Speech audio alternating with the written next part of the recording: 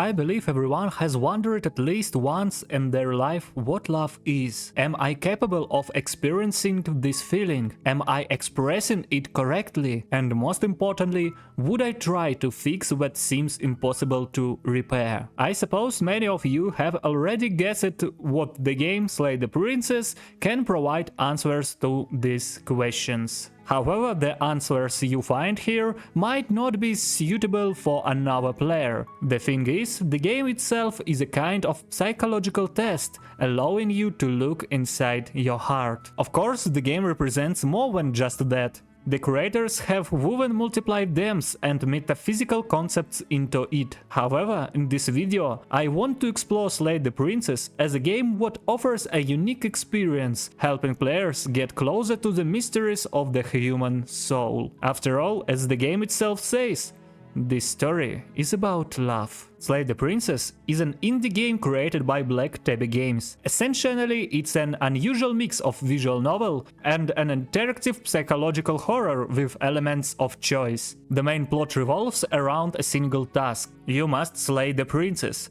who, according to the narrator, threatens the very existence of the world. At first glance, it might seem unrelated to love, but it's not as simple as it seems. The story begins with you finding yourself in a forest, where there is a small cabin. In this cabin lives the princess, and your only task is to slay her to save the world. Of course, no one is going to explain to you how the princess is capable of destroying the world, why you specifically must kill her, or how you ended up on this path leading to her cabin. In my opinion, such a minimalist beginning with a single straightforward task was designed by the authors intentionally. In addition to creating a mysterious atmosphere, it's a direct allegory of life itself. Each of us walks our own path through a dark forest. None of us chooses where we initially end up. Nor do we know where this path will lead. Only the voice inside our head, acting as a narrator, guides us along this journey. However, the protagonist has a specific task: to slay the princess. Yes, we don't know many details, but all we can do is move forward until we reach the cabin. At this point, another voice awakens in our head, the hero's voice. Like the player, the hero asks logical questions. Why must we kill the princess? Is this the right thing to do? Maybe we should free her instead?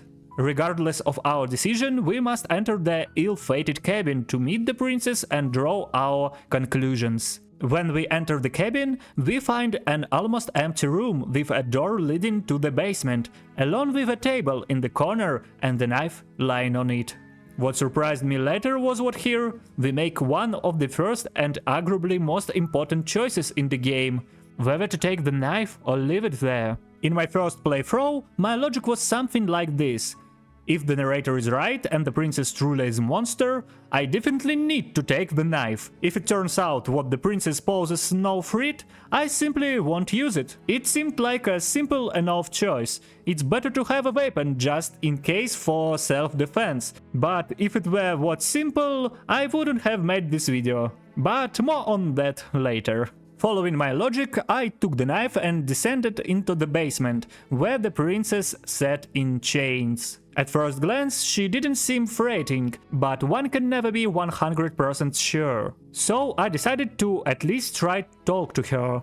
But here's the problem. She refused to speak with me until I threw the knife on the ground. As you can understand, I didn't want to do it, even because, again, I didn't know what to expect from her. At that moment, the narrator and the hero's voices were literally arguing with each other about the best course of action. The narrator insisted I kill the princess without further ado, while she was chained and unarmed. The hero's voice, on the other hand, suggests I grant the princess' request and talk to her. In the end, I made my own decision. I wouldn't throw the knife, but I also wouldn't kill her without at least talking to her. I approached her, as what was the only way to start a conversation, and as soon as I got close, I was stabbed in the stomach. This was quite unexpected for me, because first of all, how could the princess have a knife while in captivity? And secondly, the narrator had said she was unarmed.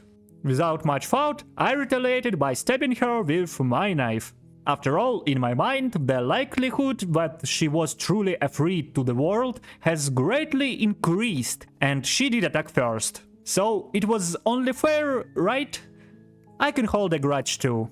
After we both died together, the game restarted. Only my character remembered what had happened, but the narrator didn't. And when I returned to the cabin, it was different. The princess was different too. I won't go into detail about what happened next, you should experience it for yourself. But I must tell you about one specific ending, what affected me the most, and after receiving it, I decided to make this video.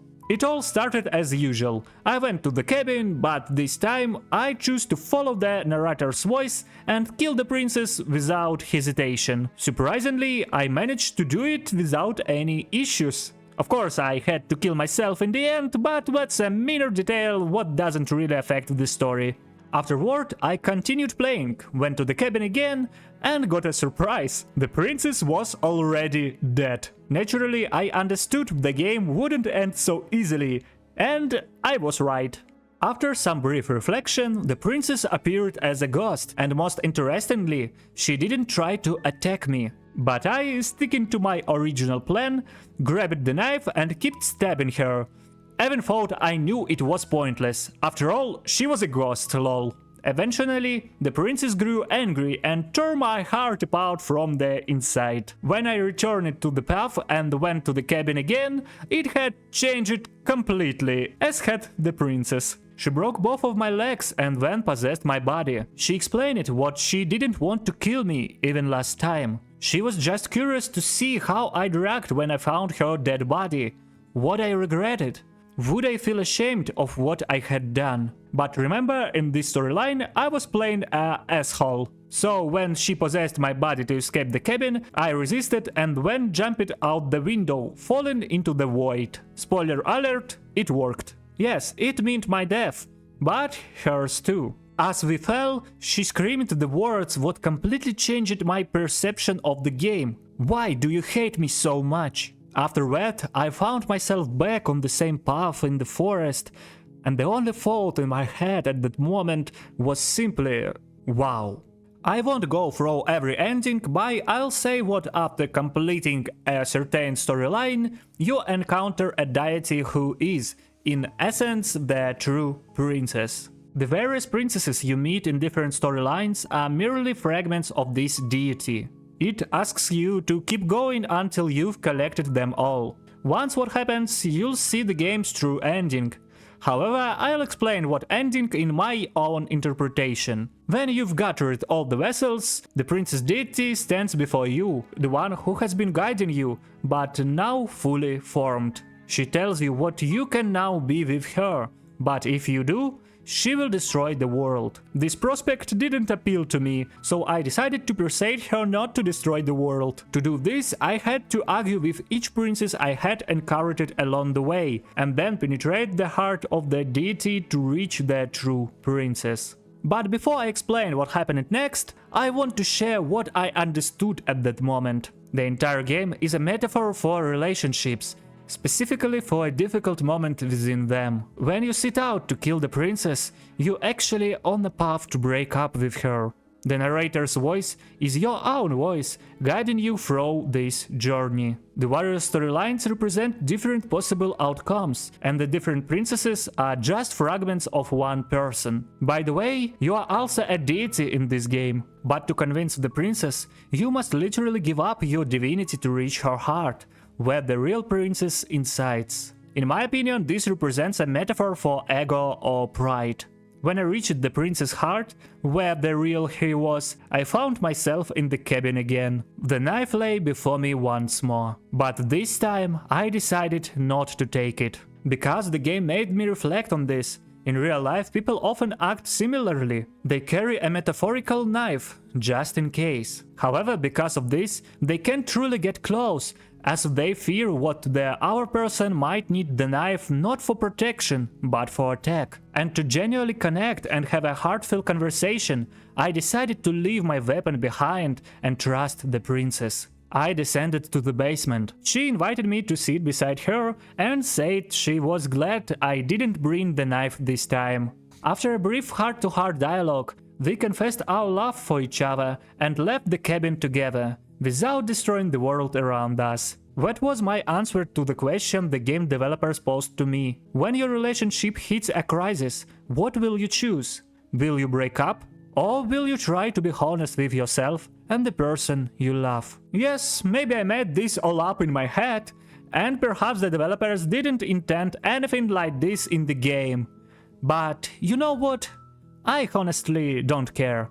For me, this story is about love, first and foremost.